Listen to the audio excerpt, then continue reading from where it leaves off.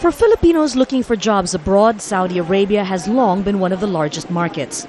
They can earn more money there than at home, but they also know they're taking chances. Saudi Arabia is one of the countries the Philippine government warns its workers about, because there are few, if any, labor laws to protect them there. There are cases of maltreatment and abuse and sometimes sexual exploitation and contract violations and all of this. We would like to minimize, if not totally eradicate, those incidences of welfare cases, as we call it. We come together by Believing there is strength in solidarity, representatives from Asian nations that face similar migrant labor problems met in Manila recently to push for the protection of domestic workers' rights. Domestics are considered lesser skilled workers, but they're also the most vulnerable. Soon after, the International Labor Organization adopted a convention to standardize the work conditions of domestic helpers worldwide. After initial opposition, Saudi Arabia supported it too.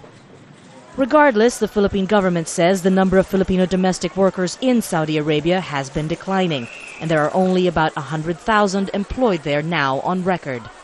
The money overseas Filipino workers send home every year is in the billions of US dollars. Only a small portion of that is actually sent back by those that work as domestic helpers. Majority of Filipino laborers now working abroad fall in the category of what's considered highly skilled professionals, either medical staff or indeed engineers. So not being able to send domestic helpers to countries like Saudi Arabia isn't really considered too detrimental by many here.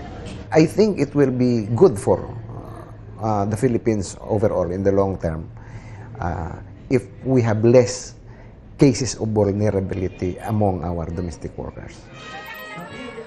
It's the end of the first year in office of the country's young new president, Benigno Aquino III, and hopes are still high that things will improve at home.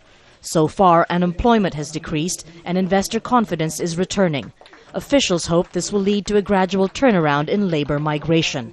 Until then, the Philippine government says it continues to talk to Saudi Arabia and find workable solutions to shared problems. Marga, Ortigas, Al Jazeera, Manila.